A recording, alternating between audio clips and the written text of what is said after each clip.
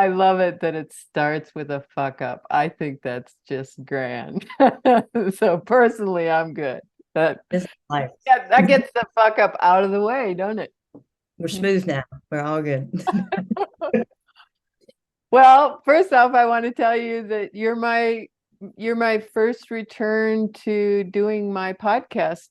Probably been 6 months since I did it. And so, Okay. Well, secondly, I want to, yeah, thank you. I that's appreciate, awesome. That yeah, makes me feel special. Yeah, I love that. you are special. You have influenced me in so many ways. And I thought I'd start with a couple ways specifically that what got my what just what's been I've been taking your influence is the wording we use in our household. And you can't make me take your influence. My sister tried. She went, "Oh, I want you to take my fucking influence." And I was like, doesn't work that way. Shut up, So um I think it started when you were talking about breathing into the belly as a way to relax the whole pelvic floor. Holy shit, what a phenomenal tip. I mean, seriously, that I've never heard the emphasis with breath work changed to the belly button. So that was brilliant. And I so appreciate that. Then when you talked about late bloom lesbians, Yeah. I went right to my match profile and I opened it up to women and men. And I've been 5 years looking for my next partner and not not clicking anywhere on any level. And I know the universe that was the way they set it up. So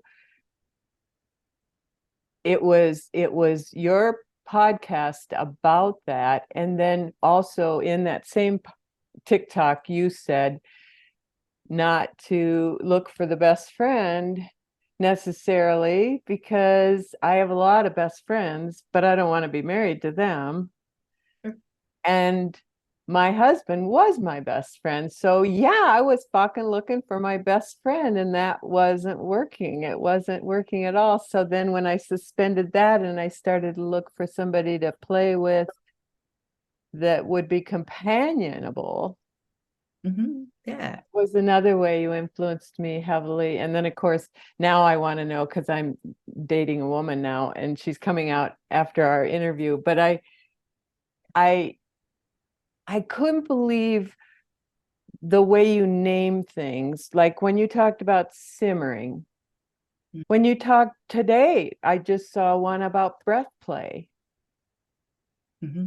You use words that I've never heard of. And I've been a therapist for over 30 years, going on 30 years. You know what Yeah. it's like?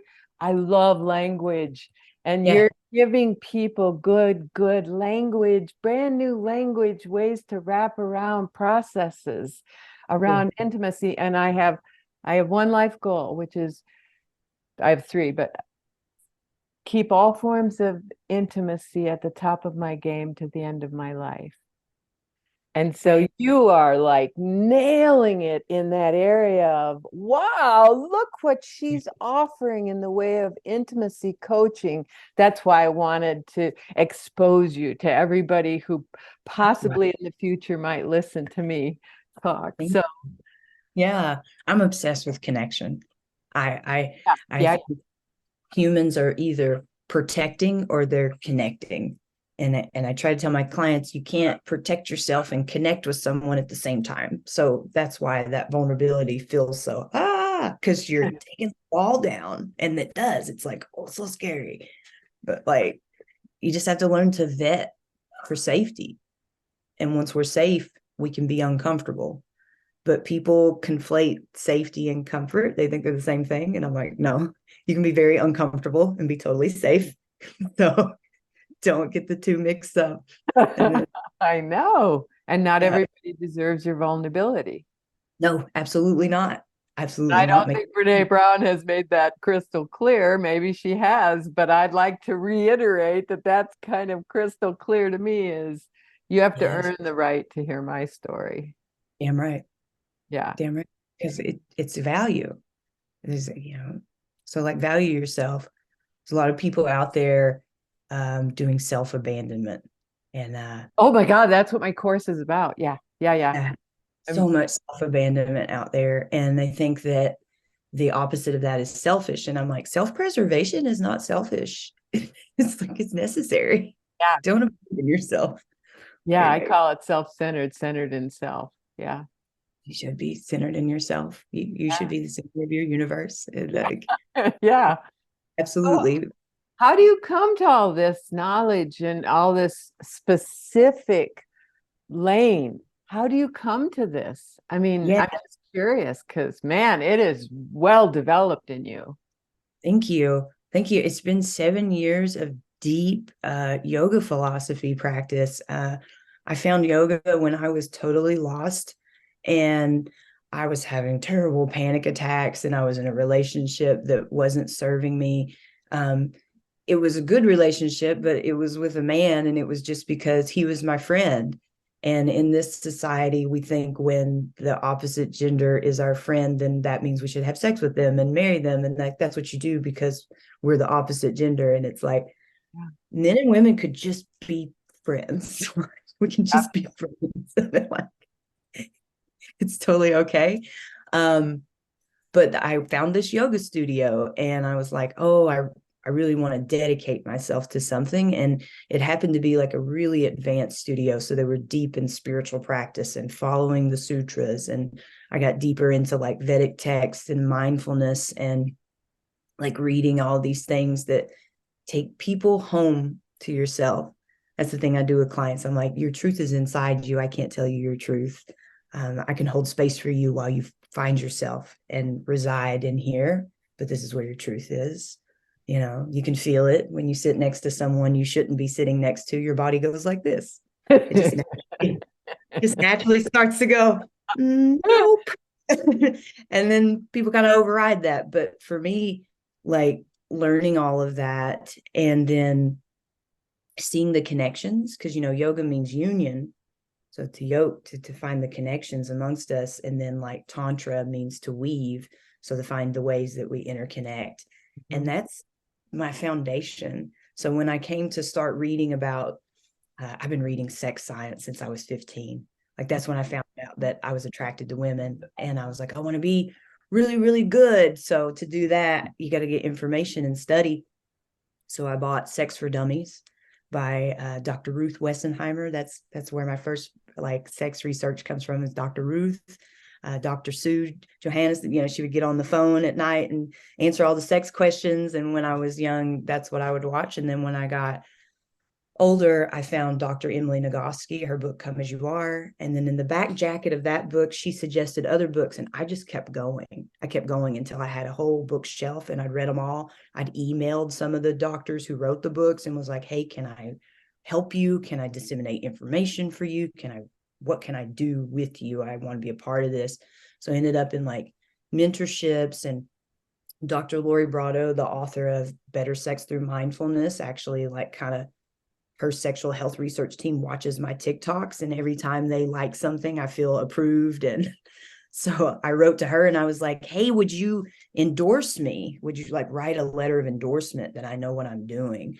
Because I don't have any like certifications or things like that. My bachelor's degree is in project management. So that was helpful to like putting pieces together, doing risk analysis and things. But I attribute most of this to my yoga philosophy background, because everything goes back to connection and mindfulness and being mindful of your own energy and letting go of the need to be right. Like there is no need to be right. There's your perspective, there's my perspective. They're both valid. We can have mutual understanding, having the capacity to hold contradictory thoughts in your head at the same time. Like these are the things that create the capacity for a relationship. Because like bringing people together, people keep having this idea of a soulmate. Oh, I'm a half, I'm looking for my other half so we can be whole. And I'm like, no, honey, we're whole. We're whole all on our own. You need to be two whole beings wanting to intersect. That's it.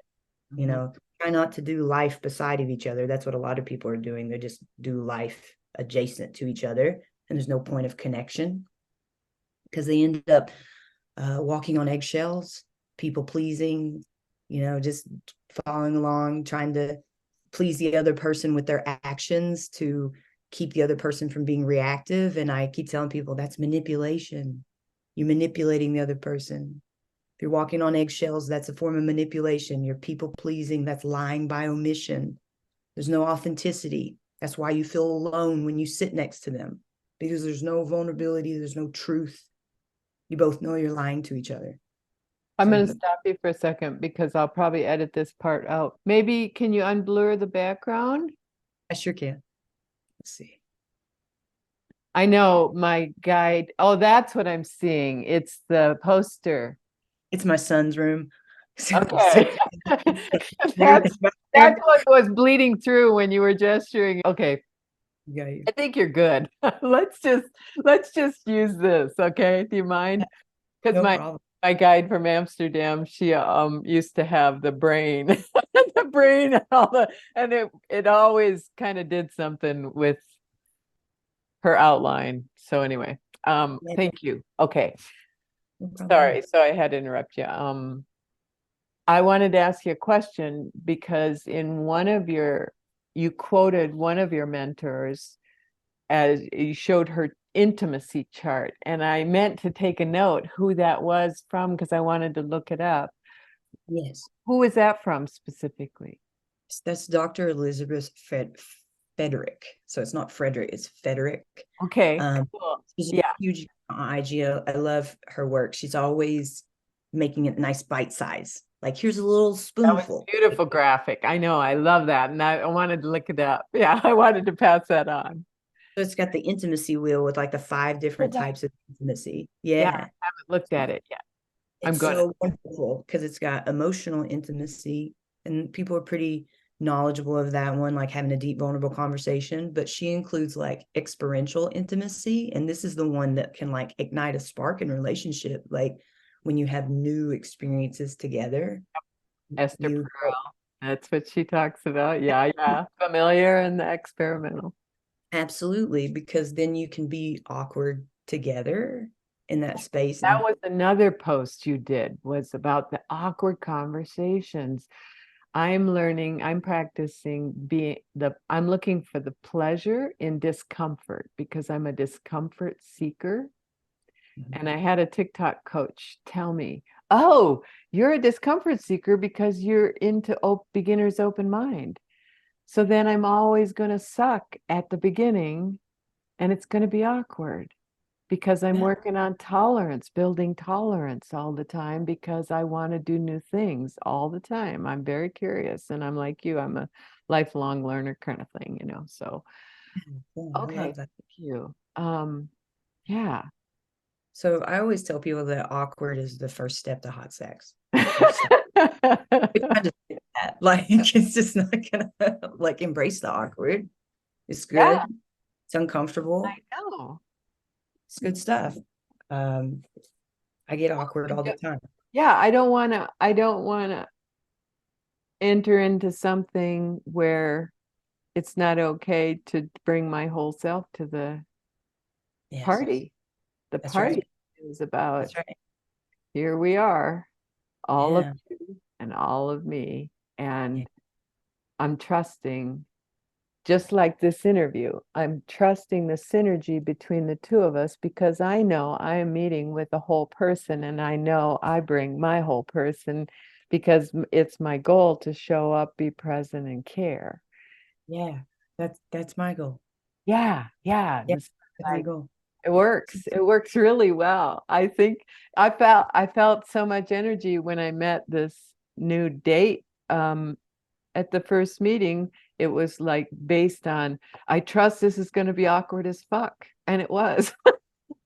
And yet it wasn't. It was less awkward than any other first meeting I've ever had because I'm in the practice of staying seated in my worth. Here's the next thing I'm working on is being seated in my worth to receive pleasure non-transactionally. Mm-hmm. Talk Mm-hmm. about manipulative and the four P's: people pleasing, performing, perfecting, and proving. Those Mm. around four P's, I like to stay out of the four P's, and I like to stay out of the four F's: fight, flight, freeze, fawn. I like to stay out of that shit and stay Yeah.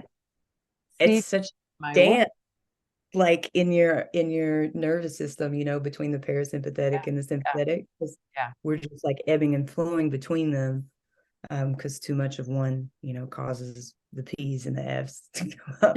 yeah. So, oh gosh, yeah, that receiving pleasure non-transactionally has to be a daily practice. For me, I make sure to plan some pleasurable moment in my day, even if it's just 5 minutes. It's Mhm, 5 minutes of pleasure. That mhm. way, it's not jarring when I'm in a position to receive pleasure. It's not an unfamiliar place.